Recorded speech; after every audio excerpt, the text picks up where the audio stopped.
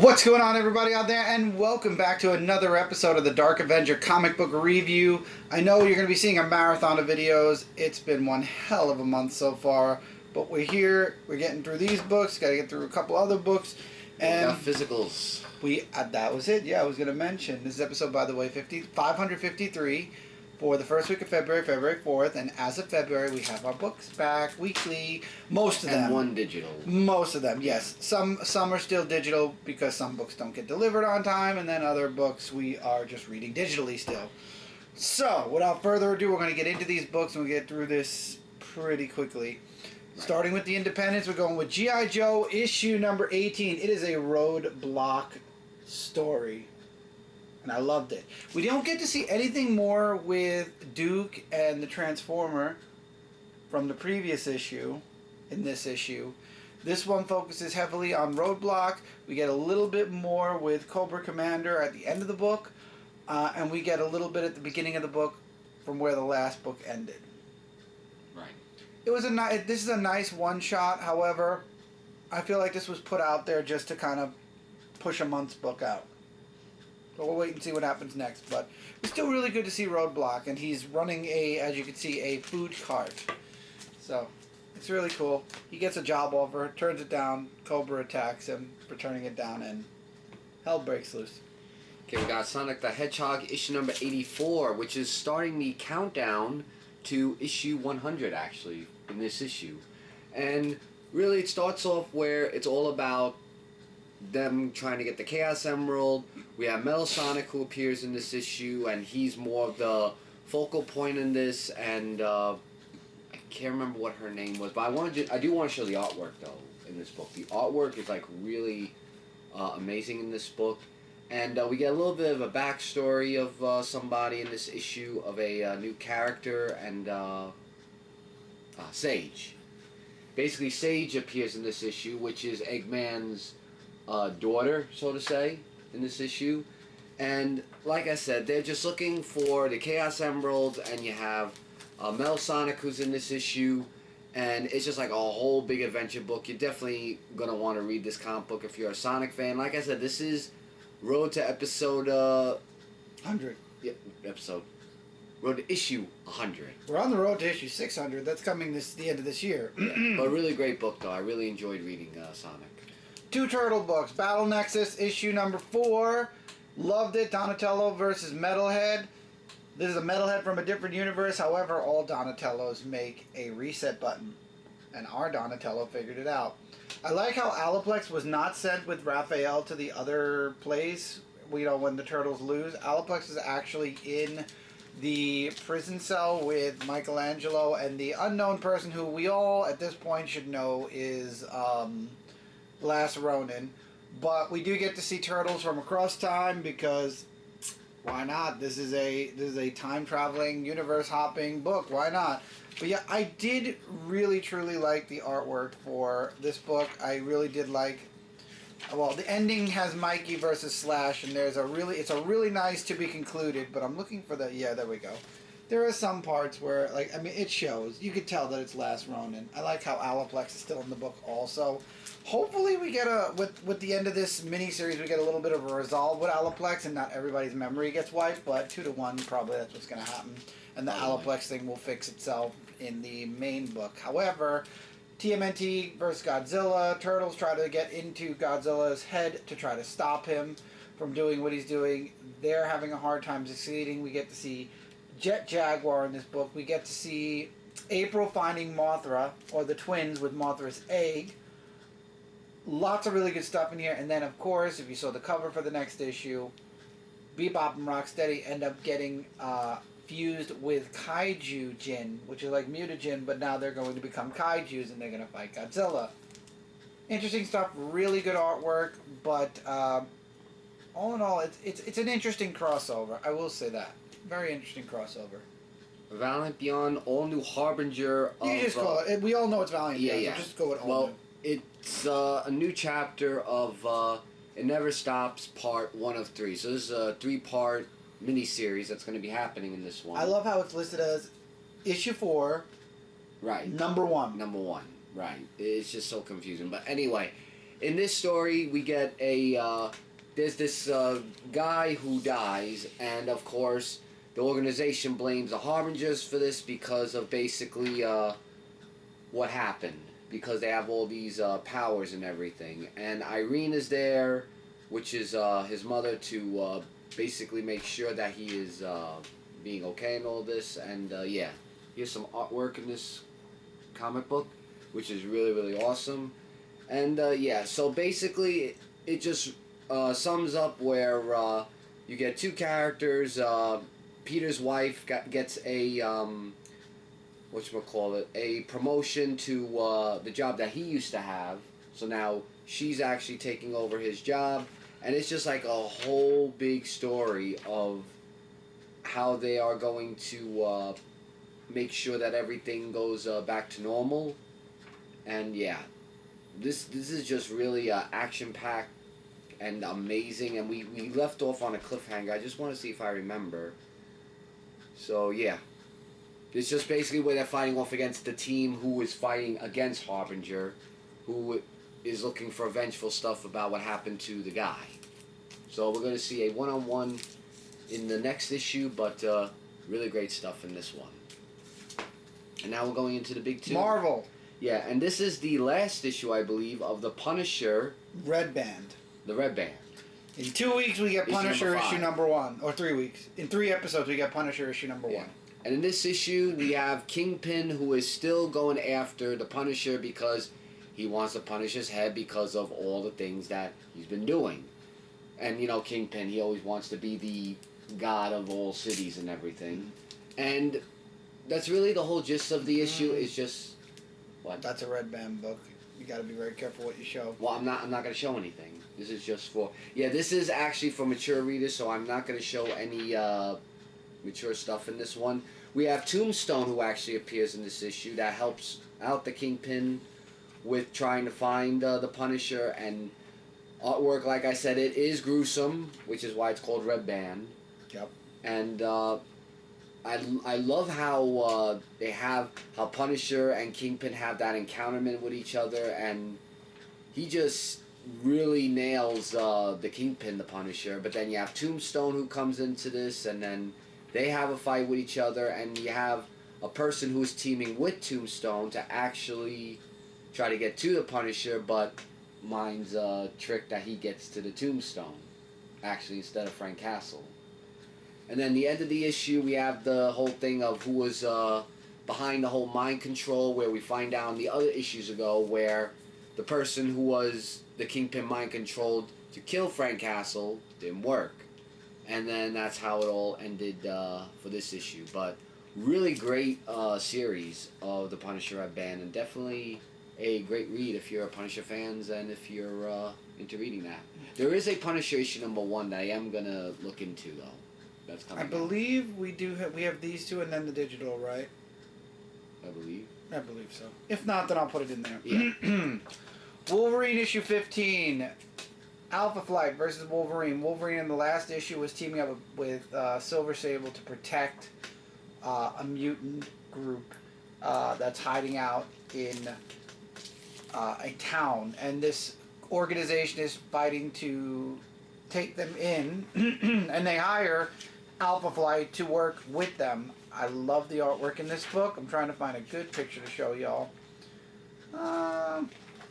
No, that's towards the end. I don't want to show the ending. That's for sure. But Wolverine helps take out Alpha Flight easily. You know what? I was about to say that one's really good. But we don't know why Alpha Flight's working with this woman, because every time they try to explain to Logan, he cuts them off.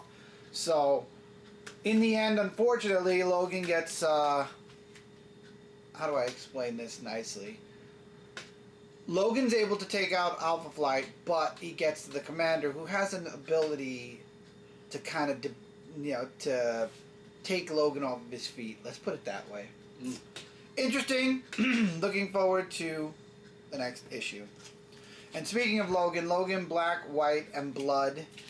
I love this book. I'm going to be very careful what I show. We get a bunch of other stories. Once again, a bunch of little short stories by a bunch of different artists. That's a good one, isn't it? I would say yes. So these are stories of Wolverine before he is Wolverine throughout time. So it's like an origin. Yeah, the first story was interesting. It was just about him stopping this group of people, and he ends up getting a bunch of wine from them. And then him working on the docks. And then I believe the third story, I really was kind of 50-50 on the artwork, but it's him working with Nick Fury. And it involves the first appearances of the... Skrulls. Yeah, it's a Skrull. The Skrulls on Earth, and then we get the next issue. So we get 3 stories per Logan, Black, White, and Blood. Really good story. Again, if you're a Wolverine fan, I highly recommend this book. It's not red band, so it's not like for mature readers, but it's really good, and it's all in black, white, and red, as it says. I love it. Alright, and we have this Spirits of Violence issue number 5. This is the final issue to the Spirits of Violence issue, and just to sum it up, the series, and just to sum it up, it's the Spirits of Vengeance versus the Spirits of Violence. We get a little bit of a story about how Johnny is trying to save his wife Roxanne because she's still controlled by the spirit of violence. So there's just like a whole big back and forth of Johnny trying to save her. Danny comes in with the Spirits of Vengeance, and then they have this whole big fight scene. Artwork was really amazing throughout the whole the issues of these. And, of course, the Spirits of Vengeance wins after a whole big battle that they have with each other. And at the end of the issue, we have this Roxanne and Danny brother and sister-like thing, and that's what really just melts your heart when you see that brother-sister bond, and then Roxanne just fading. That's what really got me in that one. And Johnny goes away, and then that's the ending of the issue. Really great issue, though. Definitely enjoyed all the issues in that one. Amazing Spider-Man 21. The grand finale of Norman Osborn as Spider-Man fighting the Goblin Hunters to protect not only his family, but the Spider's family. And he makes some decisions in this book that definitely go a bit beyond, I would say. But he ends up fighting Hobgoblin, and it's, at the end of the day, it's an all-out brawl, and in the end, Peter comes home. That's the long and short of it. It definitely was interesting. The two separate stories happening one issue a month, so technically it was like you're reading 2 Amazing Spider-Mans in 1 month. But I'm glad that Amazing Spider-Man is back in one book. Like, it'll be one story for one book. The next story arc is going into Spiral, and the one shot is coming out in 3 episodes. Or 4 episodes. 3 episodes. So the next Spider-Man big crossover thing is going to be with Venom, and I read both books, so we'll have the big crossover with Spiral. All new Spider-Gwen Ghost Spider issue number 7. Gwen and Tarantula opened this book up, which I really liked a lot. I thought it was really good. Are they dating? Aren't they dating? And then we get an answer towards the middle of the book, and then Gwen's father is at a convention, and they get attacked, and Gwen shows up to save the day. However, it was all planned by someone, and I do want to show art. I'm sorry I didn't show art in my other books. I'm going to get better at doing this now that I have physical books. But let's just say the ending of this book definitely plays... I mean, really, the cover says it all. We get to see something happen at the end of the book where one of the robbers ends up jumping off the building, and a very familiar scene with a Gwen happens. To be continued. We're going into DC Comics now. We got a lot of really good books. We got... Yeah, I think I have one. You do? Yeah, I do. Yeah, I do have one. Absolute Green Lantern issue number 11. More Tomar Ray in here. We get to see... Hal Jordan kind of putting his 2 cents in with what's going on. We've also, by the way, a lot of these books have bonus Vertigo previews, because Vertigo is coming for DC Comics starting next month. Oh. But Hector Hammond, you get to start to see the twisted kind of man he is and the twisted experiments he's doing. Turns out one of the characters ends up dying because she has some future sight. And her future sight shows her everything that goes on in the rest of the book all the way through until the very last page, which is insane. But Hector Hammond's coming, and I'm really looking forward to what's going to happen next. And Tomar Ray is not really dead. He's still out there in space, and it looks like I think he's the avatar of something. I'm not sure, but we'll find out. But it's going to be very interesting to see what happens next in Absolute Green Lantern. Episode 11 is going to be something red. So is that like the Red Lantern and stuff? Right. Are we going to start seeing the other Lantern Corps? We'll see. Cool stuff. When there's red, lots of stuff. Absolute Superman issue 16. Hawkman tries to have a conversation with Superman, and every 5 minutes he's going off to save the day. And Hawkman gets to a point where he's like, if you do that again, I'm going to knock you out. Oh boy. And Superman has to go at some point because there's an incident in Metropolis. And like Hawkman promised, because Superman wouldn't listen, they end up in a fight. And Superman gets his ass handed to him a little bit. Oh, so that cover actually explains it, because I did the cover of that. So Superman and Hawkman end up fighting, but we got something else going on. We got the Parasite making his first appearance. Ooh. And then there's also something else going on with Lex Luthor, which I will not spoil, but if you've read this book, you know there's a character that's going after Lex Luthor, and that person makes an appearance and makes Lex an offer he can't refuse. And in this universe, Lex Luthor's good. So it's going to be interesting to see what happens. So in the Absolute universe, he's good, but what other universe? In DCKO is It's different. Oh, it's all different. These It's all universes. different. It's confusing. But Lex Luthor's always been the villain. Lex Luthor's standard. Well, he's like an anti-hero. So now they're trying to play him off like that. They're trying to. I think DC's trying to make Lex Luthor a anti-hero. They've made him an anti-hero, then a villain, then an anti-hero again, then a villain. Now he's going to be back after KO in the Justice League, so anti-hero again. We'll see. Batman issue number 6. I love this book a lot. I like how it all takes place in one night, where Bruce, obviously the woman who thought, Bruce thought his identity was given away by Damian, and apparently the Doctor is so empty-head that she just thinks that his son is working with Batman, but she doesn't like Batman either. And you see that Bruce gives Damian a bit of a hard time. The one thing I don't agree in this book, Tim decides to step down as Robin to go spend time with his boyfriend. It doesn't feel like something Tim Drake would do. I'm sorry. I feel like DC Comics is losing the plot when it comes to a lot of these characters, but there's also something else that goes on. I'm not going to spoil that, but there's something else going on behind the scenes. But we've also got Batman, Bruce being Batman again, and kind of taking out his aggressions. We did hear the spoiler already that we're going to be seeing the Joker again. We do get to see the Joker at the end of this issue. I'm loving Batman. I just don't like the Tim step down. It just doesn't fit for him. I mean, maybe we all know it's temporary. We all know Tim Drake will be back.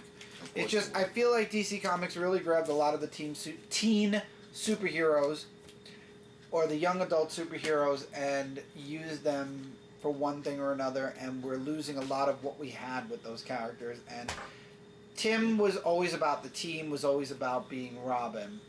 Oh yes, 100%. I don't know if his boyfriend is like manipulating his thoughts a little bit, but I didn't. That's the only part of this story that I really didn't dig. You don't need this book. Superman Chains of Love, issue number 1. This is all about Livewire and, Creeper.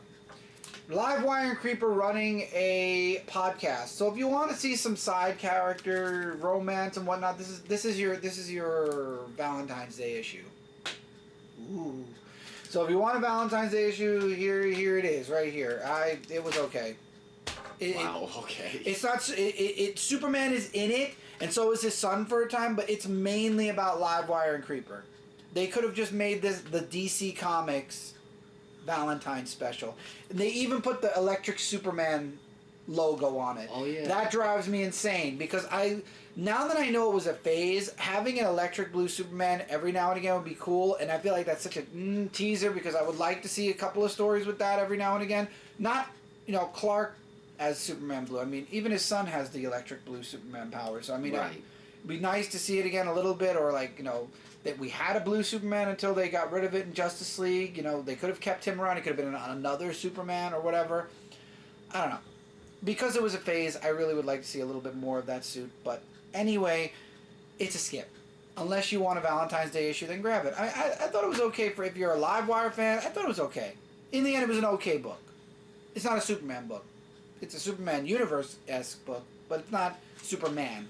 So, it's your Valentine's Day special. Take it or leave it. Up to you. You know what? Up to you. That's what we'll say. Up to you.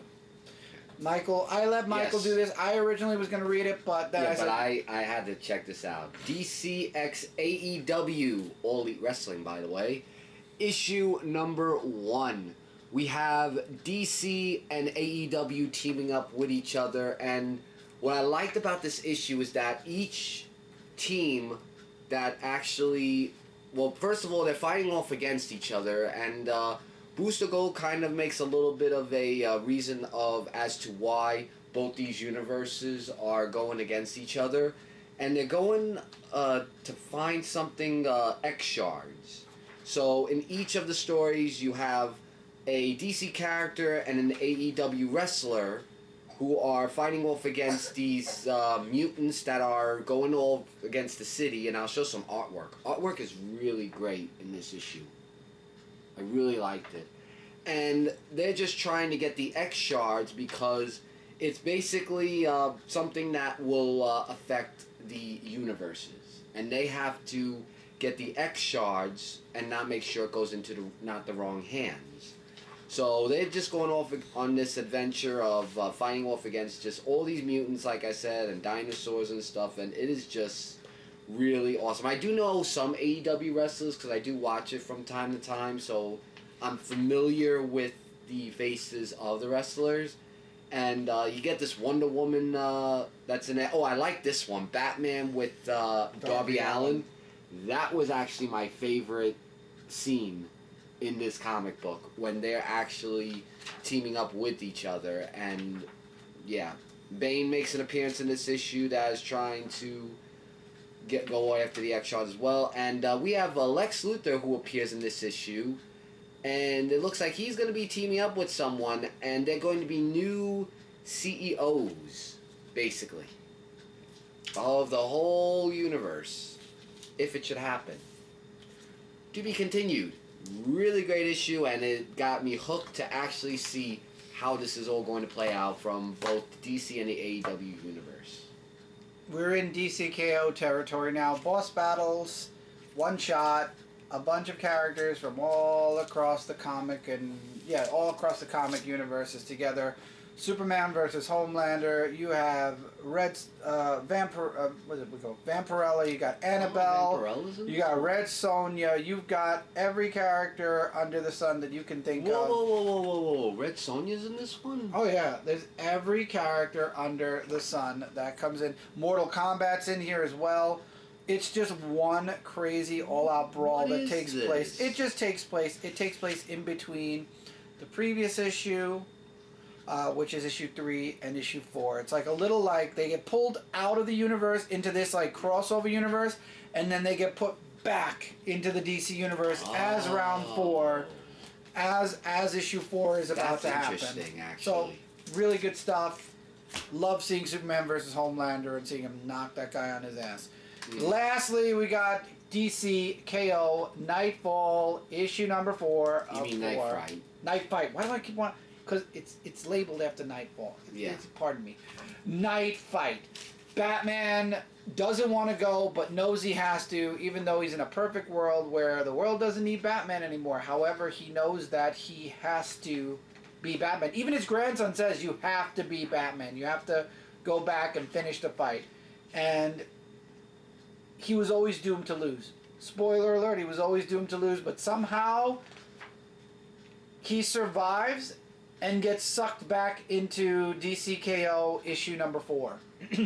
So he survives the trials, and goes through the fires, the pits of Apocalypse, or the fire pits of the the Machine, to get back into the KO fight. So we'll find out what happens with Batman in issue number 4, which is in the next episode, which is a good point to say we will see y'all in the next episode, where we will get our books read as soon as possible and get that episode out to you, because this week's books just came out, so we've got to do last week's books, and then we got to get into this week's books, and this is 2 weeks ago's books, and I still have to upload 3 weeks ago's books, or 4 weeks ago's books now. We're catching up, and he's done with his work. You're going to be finishing up with your work soon. Yes, and also the comic covers will be coming as well. That's right. We're going to be boom, boom, boom, boom until we catch up again. It'll be really quick. We're going to try to get it all out as soon as possible. Books are coming back weekly. This month, we're getting them. We're getting used to getting them for the reviews. Next month, once everything is on a regular basis, because these books came actually 2 weeks together instead of every single week. Once the books start coming weekly, we will start doing the weekly comic book haul, showing off all the books we got, because I didn't do the Godzilla book. Issue 1 for Marvel dropped.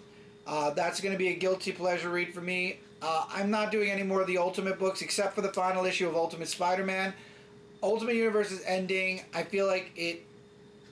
I don't understand why... I mean, I know why Marvel did it, but because Marvel isn't continuing the Ultimate Universe, and in the interest of getting these books out on time, I'm going to be finishing Endgame on my own, along with Wolverine, and that's the only other book. Ultimate Spider-Man has one more issue, so I'm going to do the review for that, and that's it. But Ultimate Endgame, we'll talk about it in a future episode, maybe, when it's over. Hopefully we're going to get the Ultimate Universe back permanent, but we'll see. Yep. Anyway, till next time, everybody, take care, keep reading, keep collecting, and we will see all of you really soon in the next episode. Take care, everyone.